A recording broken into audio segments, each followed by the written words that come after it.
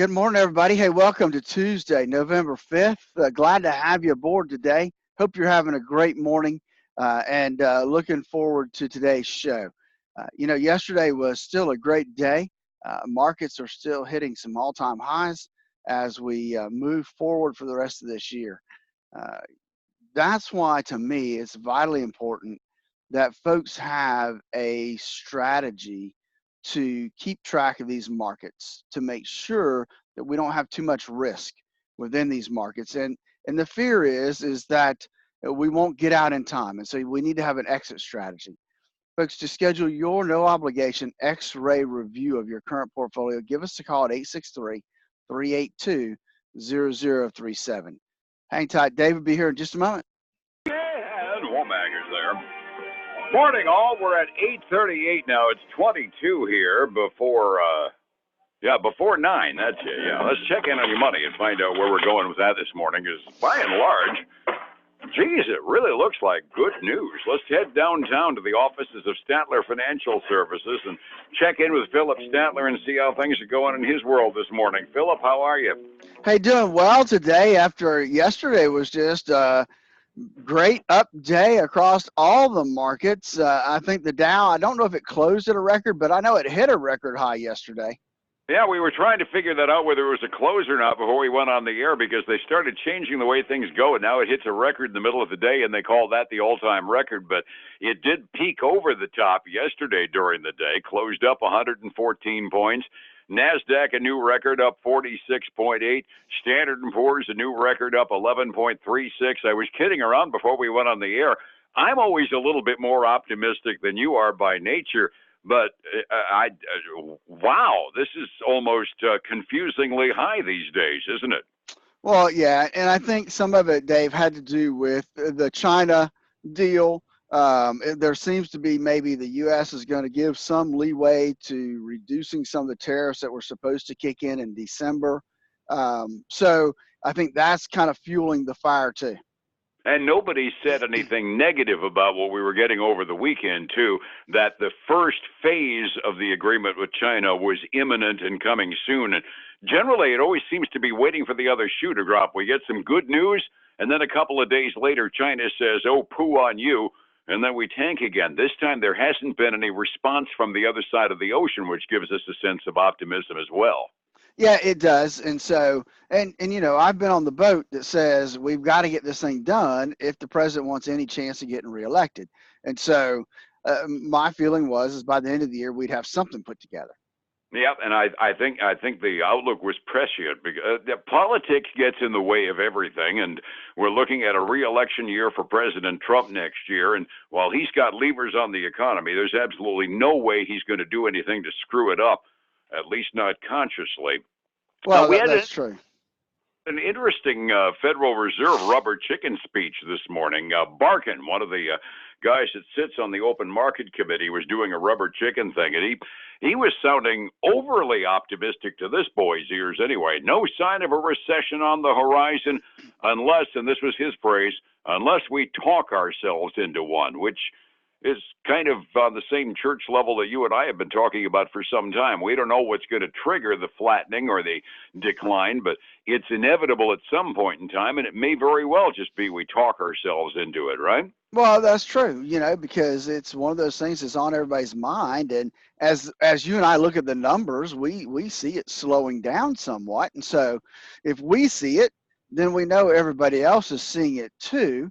And so that means they start making changes in what they do, what they buy, what they're saving. And so that in itself starts to be a self-fulfilling prophecy. Absolutely. You see a little slowdown, you adjust your way, that contributes to another slowdown, and we end up talking ourselves downward into it in the process. Got a customer at the radio station here a few years ago during the '08 crash that said, we refuse to participate in the recession. Well, it didn't work for one guy necessarily, but there is some outlook to be said for believing in optimism as well as a corporate enterprise. Well, that's true. It's all what you make of it and how well you prepare for it. Absolutely. And that having been said, none of us are big enough to change the ship, so we keep watching the indicators as to what's likely to happen and give you the best advice we can every day. A whole pile of earnings, and we got a few highlights to talk about as we get into earnings season, where a whole lot of companies start reporting that we haven't necessarily heard of a lot as household names. You got a few household names that did report, though. I do, and it's kind of a mixed bag, to be honest with you. We had Tapestry, which a lot of people don't recognize that name, but it's Kate Spade, it's Coach, it's that company that produces those product lines. Mm-hmm. They beat by 3 cents a share. Revenue was slightly below what they had forecasted, but they did well on their same store comp numbers, so that looked good for them. Um, Not quite good enough. They're basically flat right now. They're down about 2 cents. So they're hanging in there okay. I was Probably going to say they didn't show up on any of my lists, so I yeah didn't have yeah them yeah. back. So I'm gonna say one of our bigger losers today is Uber. Now I heard. Uber reported they had smaller than expected loss, which was a good thing, right? Revenue came in above estimates. Mm-hmm. And the company said, hey, look, we think that we'll hit profitability in 2021. Um, and so where's the fly in the ointment, right? What's the negative? Well, gross bookings and trip totals did fall short of what the analysts thought they should be. Um, and so they're trading down today about 7.5%. They're really close to their 52-week low right now. That trip count kind of is the analogy to revenue per seat in the airlines. You don't keep that macro up, and the stock price suffers, doesn't it? Yeah, it really does. Now, this next one, Shake Shack, we don't have any here locally, but they're a pretty popular restaurant chain. Mm-hmm. They came in at 26 cents a share. Revenue was in line with what was forecasted. Their same restaurant sales were short of what the consensus estimate was, and the number of restaurant openings were a little short of what they expected. They're getting beat up pretty big today, Dave. They're down, getting close to 18% this morning. Wow, Yeah. that's it. Just because they aren't opening up enough new restaurants, evidently. Well, plus same store sales. And what restaurants that were open were missed also. Okay. They missed also. So then a popular hotel chain, Marriott, Mm-hmm. they did miss. They missed by 2 cents a share. Revenue did come in above the forecast, but they cut their full year profit forecast, saying that the revenue per available room, it doesn't look like it's going to be as rosy as that they thought it was, as rooms grow in the hotel industry. So that means it's harder for everybody to fill their rooms too. They're trading down today about 2.5%. They're one that's showing up on my big loser list this morning. I was wondering what bit them. Periodically, when you do the end of the day thing with some of the other firms, they talk about stocks of local interest. Mosaic has a whole lot of land up just north of the border in Polk County doing the phosphate business up there.